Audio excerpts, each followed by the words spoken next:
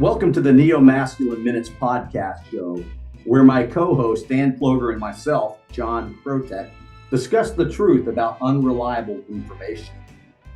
In this current age of rapid-fire information, people are growing weary of biased personal opinions, outrageous ideological narratives, outright lies, and intentional propaganda meant to divide us.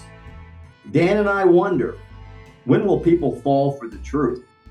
When will they reject the informational threats that are destroying families, ruining societies, and destroying cultures all around the world?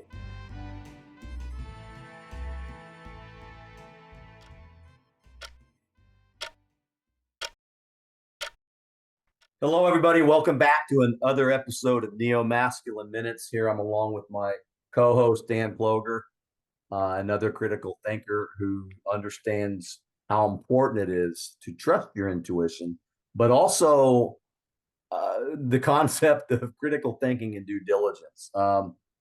Let's get started. You know, there are a lot of issues affecting us right now globally. It's not just in America, but we're going to try to dice it down to one issue here in America. Who's really running the country in this transition of power, or to the candidate nomination from the Democratic Party to Kamala Harris. Also, there's a lot of information, some of it reliable and some of it unreliable. It's coming our way 24/7, 365 days a year from multiple sources.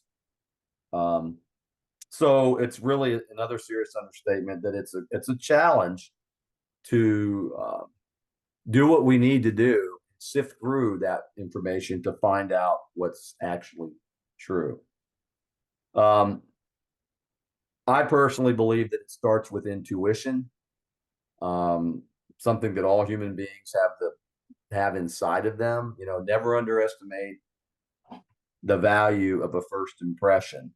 But then critical thinking, which is scientific method, logic, reason, common sense. You know, if we don't get back to these as human beings, then we run the risk of just jumping into the group think tank and being part of the collective. And I would like to think that human beings have a right to live their lives as individuals, which America, that's inherent in our, country's DNA, individualism and those kinds of things, which scares the hell out of those in power.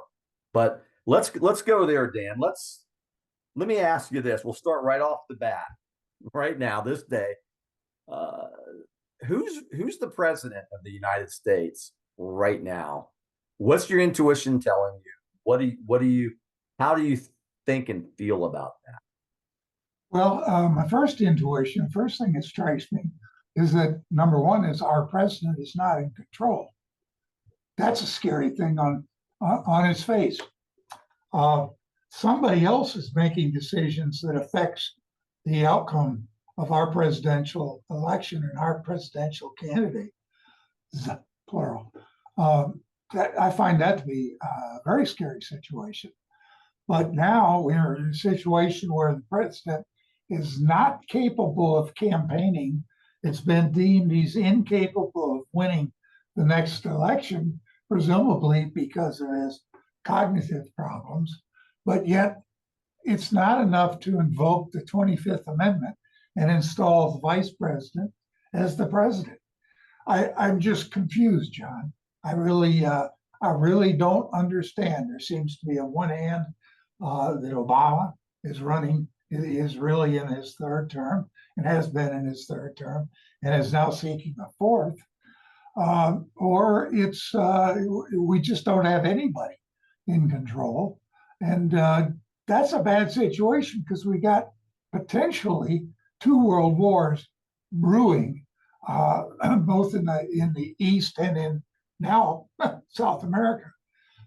So a lot of, and let's not forget Ukraine, our favorite. So I'm just confused, John. I really don't. I don't know if I had the football that had the nuclear codes and it was my job to hand that to the president, and I was told to give the football to the president, I would not know who to give it to. Yeah, that's a great point and kind of alarming too. It's just alarming, and you know we have. Let's get real about this. What we see with our own eyes. You know, there's years of videos of Biden basically garbling his words, falling all over the place. I mean, even pictures of him close up where his eyes are vacant. He has no clue as to what he's doing at that podium. I mean, we have to be honest with ourselves. That's kind of an alarming situation when the president of the United States is constantly falling, garbling his words, making no sense. You know, looks like he just took a hit off a bomb. He doesn't know where he's at, and where he's literally out of it. I mean, the slow little shuffle that he does every now and then. You know, I do that every now and then. I'm doing it because I had a broken leg and I'm trying to gain some confidence. But he literally, the people are leading him by the hand. And if that person, that individual is in charge of the nuclear codes in a world as dangerous as it is now, that's a very scary proposition. And you know, in a moment of in a lapse, mental lapse, there could be nuclear missiles in the air within a moment's notice. I know there's probably a bigger process than that, but there's no way that Joe Biden is in charge of this White House. I mean, I read the other day where he's only had like 3 cabinet meetings since he's been in office. Are you kidding? As a kid coming along in college, I remember presidents, whoever was in office, there were cabinet meetings going on all the time. And Yeah. I don't ever recall a fake stage being built for any of the presidents we've had, you know, that looks like the press room or the East room. I don't know what they call it, but they've actually built a fake set for that, and I still don't know why. I mean, don't you remember, Dan, where presidents would bring in people all the time, and I mean, they seemed clear and coherent, and I'm appalled at the number of people, global leaders, citizens, and people in this government that are trying to tell us or that haven't spoken up and said there's something seriously wrong until now, which was the debate that Donald Trump had with him, where Joe Biden, I don't think he knew he was at a debate. I think he thinks he was at some kind of job interview or something. And even then he failed, but they saw what was going on. I think they pushed him out there, the proverbial they, but they knew he was going to fail, and it gave them some time, not a lot of time, to move Kamala Harris into this appointment. That woman, anyhow, I'll be good. I'll be nonpartisan. But if you do your due diligence, her political record, it's dubious at best. And the policies that she has endorsed in the past are communist at worst. So what's going on here? Now she's like the polar opposite from where she's been her entire career now on that. She's starting to sound like a Republican. But what do you think about that, Dan? Well, again, the main problem that that neo-masculinity addresses is the one we're dealing with right now, and that is, what do you believe? You know, are you if you receive propaganda, are you able to quickly classify it as propaganda and either watch it for entertainment purposes? In a lot of cases, there is a lot of entertainment value in propaganda, or you ignore it, which is really what you ought to do, because you're just wasting time and valuable resources thinking about something that has no bearing on reality. Pamela Harris, Camellia Harris, as we call her, is Camellia Harris, yeah. Is which one is it? Are we talking about the one who really has gained no public acclaim and ever really received any votes of any consequence in the history of her life? So she's unaccomplished, if nothing else. And when it comes to voting for president, I don't think president is a good place for on-the-job training. I think things are a little too serious. And I think that President Trump's first term is a testament to that, because he was literally confused at all of the attacks that he was receiving, like the Russiagate thing and the one scandal after another.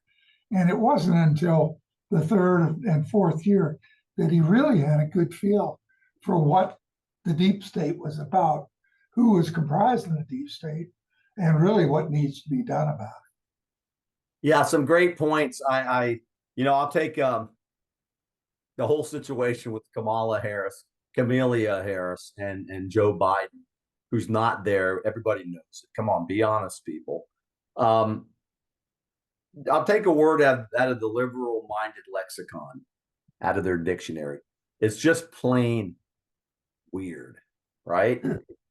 But I'm gonna add something out of the critical thinking vocabulary playbook. I'm gonna say it's not only weird, it's uncanny how Camelia Harris has changed her position on everything. In fact, it's so uncanny to somebody that's using their intuition or their, critical thinking skills. It begs you to look into it further. Don't you want to know why something like that would be so uncanny? Weird is Yes. one thing, but you can stick a period on weird and just, oh yeah, okay, it's weird. But uncanny is something different. I'm going to take the word. Yeah, The word begs further thought. it does. And so, I mean, if a lot of y'all date myself here, but a lot back in the day, the early Batman series on television, there was this character called the Riddler. He was always, giving riddles to Batman, and Batman would figure him out, and the Riddler would just laugh and smoke and joke and say, "That's uncanny that Batman would figure out the riddle." So here's a riddle for you, listeners, and we're so blessed to have you here. Here's the riddle for you. Is Kamala Harris, first of all, Joe Biden, is he running it or not? And is Kamala Harris the answer to all of the American troubles? Is she going to be the ringleader to pull us out, the great leader that she is? How uncanny is that, Dan? And all I can say is this: men, be masculine. Embrace it. Rise up. Reach down and grab them. Protect your families and reject this uncanny situation. And for the women, work with us men. We're not toxic. We're actually pretty smart, and we're very protective. We love the people we work with and who we care about. Be part of the solution. Don't fall into the weirdness of it all. Work with the men to find out why everything is so uncanny. You have families too, and we need you. Any closing thoughts, Dan, about the uncanniness of what's going on right now? No, but you made me think about it even further. So thank you for that. Well, good seeing you again, brother. I look forward to our next conversation. And thank you, listeners and viewers, for spending another 15, 20 minutes with Dan and me. We really appreciate it. Be safe.